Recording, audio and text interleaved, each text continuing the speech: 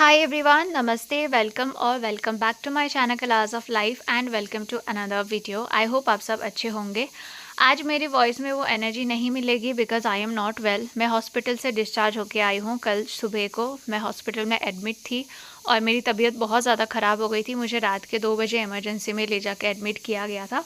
मैं क्यों एडमिट हुई थी, मेरी हेल्थ कैसे ख़राब हुई और अभी मैं कैसी हूँ, वो नेक्स्ट वीडियो में ज़रूर मैं अपडेट करूँगी। अभी मुझे कल भी हॉस्पिटल जाना है अपने रिपोर्ट्स लेके और मुझे जो है काफ़ी ज़्यादा प्रॉब्लम्स हो गए हैं मेरे एब्डोमेन में। मेरी हीमोग्लोबिन लो हो गई है और जो है बॉडी में इन्फेक्शन वगैरह हो गया है। It's not related to tuberculosis but TB के ही साइड इफ़ेक्ट्स जो भी थे उसी की वजह से हुआ है। तो नेक्स्ट वीडियो में मैं आप लोग को अपडेट करती हूँ इस बारे में। अभी जो है हम लोग क्वेश्चंस देखते हैं। आज वैसे मेरा वीडियो बनाने का एनर्जी भी नहीं था, मन भी नहीं था, बट ऐसे ही मैं कमेंट पढ़ी थी तो किसी का कमेंट आया था कि दीदी why are you ignoring my question. तो मैं इग्नोर नहीं कर रही थी। लास्ट टाइम भी वो क्वेश्चन मैंने स्क्रीनशॉट लिया था बट शायद वीडियो 8-9 मिनट का हो गया था, तो मैंने सोचा कि नेक्स्ट वीडियो में उसको कवर करती हूँ। तो सबसे पहले उसी क्वेश्चन का हम आंसर करते हैं। आप लोगों को मेरी आवाज़ अगर थोड़ी कम आए तो आप लोग ईयरफोन लगा के भी सुन सकते हैं। Now I am feeling well but morning and evening के टाइम जब खाली पेट रहता हूँ तब थोड़ा बहुत फीवर आता है। जब कुछ खाता हूँ तब चले जाता है। बॉडी टेम्परेचर ऑलवेज गर्म रहता है। वाई? आपको अगर ट्यूबरकुलोसिस है तो आपको फीवर रह सकता है। ट्रीटमेंट स्टार्ट होने के भी काफ़ी टाइम तक आपको फीवर आता जाता रहेगा। बॉडी टेम्परेचर ऑलवेज गर्म रहता है। वाई? बिकॉज आप इतने सारे मेडिसिन ले रहे हो तो जो दवाइयाँ हैं ना वो आपकी बॉडी को गर्म करती है। बॉडी टेम्परेचर गर्म रहता है तो आप जब दवाइयाँ ले रहे हो तो यूजुअली आपका बॉडी टेम्परेचर ज़्यादा ही रहता है। आपकी बॉडी गर्म रहती है, आपको स्वेटिंग वगैरह भी हो सकता है, तो ये दवाई के कारण हो रहा है। सेकंड जो है, इवनिंग के टाइम पे यूरिनेशन में प्रॉब्लम होता है। Like I am unable to hold it even for few seconds, it's just rushing out. Why? हो सकता है कि आपको यूरिन से रिलेटेड कोई प्रॉब्लम हो। I am also having urine problem since long time because मैंने 9 महीने के लिए कैथेटर यूज़ किया था, उसके बाद मुझे यूरिन में प्रॉब्लम है। एंड अगर आपको यूरिन होल्ड नहीं हो रहा है तो पॉसिबल है कि आपको यूरिन इन्फेक्शन यूटीआई वगैरह हो सकता है। अगर ये लॉन्ग टाइम के लिए चलता है तो आपको डॉक्टर को दिखाना चाहिए। डॉक्टर आपको यूरिन का एक टेस्ट कराता है। मुझे ये प्रॉब्लम काफ़ी टाइम से है और मैंने यूरिन प्रॉब्लम के लिए काफ़ी ज़्यादा एंटीबायोटिक्स वगैरह भी लिया है। तो अगर आपको यूरिन होल्ड नहीं हो रहा है तो हो सकता है कि आपको यूरिन इन्फेक्शन या यूरिन में कुछ प्रॉब्लम हो, तो डॉक्टर आपको सिंपल एक यूरिन का टेस्ट कराता है, यूरिन रूटीन का टेस्ट कराता है। तो अगर आपको इन्फेक्शन वगैरह है तो आपको एंटीबायोटिक्स वगैरह दिया जाएगा। तो अगर आपको यूरिन पास करने में प्रॉब्लम होता है या फिर आप होल्ड नहीं कर पाते हो तो आप एक बार यूरोलॉजिस्ट को दिखा सकते हो, नहीं तो अपने टीबी डॉक्टर को या फिर जनरल फिजिशियन को भी दिखा सकते हो। उसके बाद है I am taking my tablets after 2 hours of breakfast and then after 2 hours I am taking lunch. Is it good or when should I take my tablets? I am taking this like this because somewhere I heard that for precise effectiveness of the tablet we should take it at empty stomach. Doctor advised me to take after half an hour of the breakfast. So I don't know where you heard this, though I am not a medical professional. I am not aware about this कि आपको empty stomach में ही लेना चाहिए।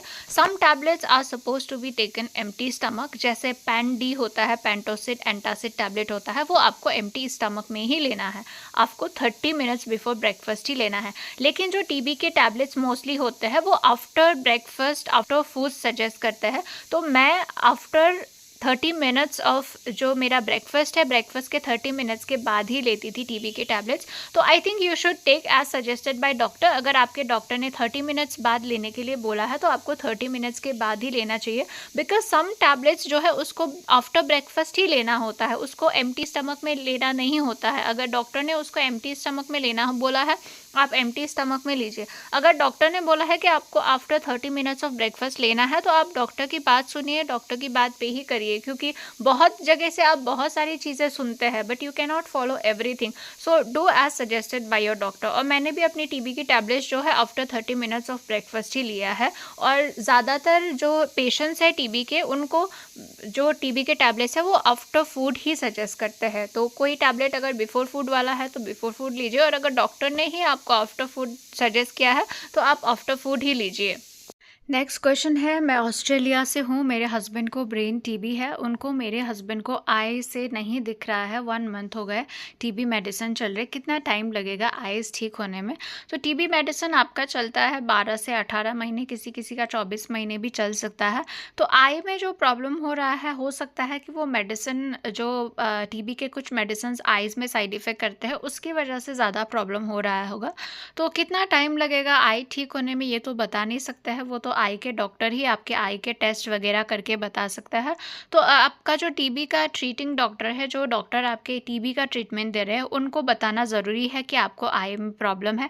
उसके बाद अगर आपके आई के टेस्ट वगैरह नहीं हुए हैं, तो आप अपने आई का टेस्ट कराइए। आई का टेस्ट करने के बाद आई के डॉक्टर ही आपको बता पाएंगे कि कितना टाइम लगेगा ठीक होने में और आपको आगे क्या करना चाहिए, तो वो एक डॉक्टर ही बता सकता है। नेक्स्ट क्वेश्चन है, आपको बिल्कुल सही चलने में कितना टाइम लगा था? मुझे 20 मंथ हो गए हैं, अभी मेरा बैलेंस आउट हो जाता है, लेग्स में कमज़ोरी है। लेग्स में कमज़ोरी तो मुझे अभी 3 साल ट्रीटमेंट लेने के बाद भी है, लेकिन मुझे सही से चलने में 1 साल लगा था, प्रॉपर 1 साल लगा था। मैंने ऑलरेडी एक वीडियो बनाया है, my brain and spine TB story, how I started walking करके, आप देख सकते हैं, 4-5 वीडियोज़ के नीचे ही होगा, रिसेंटली बनाया था। तो मुझे प्रॉपरली चलने में 1 साल लगा था, बट 1 साल के बाद भी ऐसा नहीं था कि मैं एकदम प्रॉपर से चलती हूँ, नहीं, मेरे बैलेंस आउट हो जाता था। तो काफ़ी टाइम लगता है और हर पेशेंट का अलग केस होता है। अगर मैं 1 साल में चलने लगी हूँ तो ज़रूरी नहीं है कि आपको भी 1 साल में ही चलो, बिकॉज़ सबका अपना-अपना केस होता है, अपना-अपना कंडीशन होता है, तो उसी हिसाब से होता है। आपको लेग्स में कमज़ोरी होती है, मुझे भी लेग्स में अभी भी कमज़ोरी होती है, लेकिन वो धीरे-धीरे जाएगा, तो टाइम लगेगा। आप बस कोशिश करिए कि अगर आप क्राउडेड प्लेस में जा रहे हैं या फिर आप रोड वगैरह क्रॉस कर रहे हैं, तो आप अकेले मत करिए, आपके पास कोई होना चाहिए। नेक्स्ट क्वेश्चन है प्लीज़ हेल्प, दवाई के बाद मेरा यूरिक एसिड बढ़ गया था, 9.77 हुआ था और जॉइंट पेन नहीं था, तो 10 दिन की यूरिक एसिड की दवाई दी और छोड़ने के नेक्स्ट दिन मुझे दोनों रिस्ट में जॉइंट पेन शुरू हो गया। अब क्या करना चाहिए? बहुत पेन होता है, पर बहुत रेस्टलेस रहते हैं, रात को सो नहीं पाते हैं। अगर आपके पास में हॉस्पिटल है, हॉस्पिटल जाना आपको कन्वीनियंट है, तो आप जाके डॉक्टर को दिखा सकते हैं कि यूरिक एसिड की दवाई छोड़ने के बाद से मुझे जॉइंट पेन शुरू हो रहा है। अभी भी आपका यूरिक एसिड है और डॉक्टर दवाई कंटिन्यू करते हैं, तो आप कंटिन्यू दवाई लीजिए। उसके बाद यूरिक एसिड में ना कुछ फूड आइटम्स अवॉइड करने होते हैं, जो आपके डॉक्टर ने ऑलरेडी आपको बोला होगा। अगर नहीं बोला है तो आपको मीट अवॉइड करना है। मीट में स्पेशली जो लिवर होता है, हम चिकन में लिवर खाता है, वो अवॉइड करना है। अगर आप नॉन वेज है तो red meat, chicken, sea food वगैरह, फ़िश वगैरह जो है वो आपको अवॉइड करना चाहिए। आपको शुगर अवॉइड करना चाहिए। शुगर और जो भी एडेड शुगर वाले प्रोडक्ट्स होते हैं, जैसे केक, कुकीज़ वगैरह में शुगर होता है, वो आपको अवॉइड करना चाहिए। Junk food, processed food avoid करना चाहिए। टमाटर भी ज़्यादा नहीं खाने के लिए बोलते हैं यूरिक एसिड जब बढ़ता है, तो बीन्स नहीं खाने के लिए बोलते हैं, जिंजर नहीं खाने के लिए बोलते हैं। So these are the things जो मेरे डॉक्टर ने मुझे मना किया था जब मुझे यूरिक एसिड बढ़ा, तो मुझे डॉक्टर ने ये सब चीज़ें खाने के लिए मना किया था और ज़्यादा से ज़्यादा पानी पीने के लिए बोला था, वेजिटेबल्स खाने के लिए बोला था। तो अगर आपको बहुत ज़्यादा पेन हो रहा है तो आप एक बार डॉक्टर को जाके दिखा सकते हैं, बिकॉज सोल्यूशन तो वही देंगे अभी, जो भी मेडिसिन वगैरह देना है। एंड आज के लिए इतने ही क्वेश्चंस थे। Thank you so much for watching. अगर आप लोगों को वीडियो पसंद आया, because I am not well, seriously मैं बहुत ज़्यादा पेन में हूँ, स्टिल मैंने ये वीडियो बनाया आप लोगों के लिए।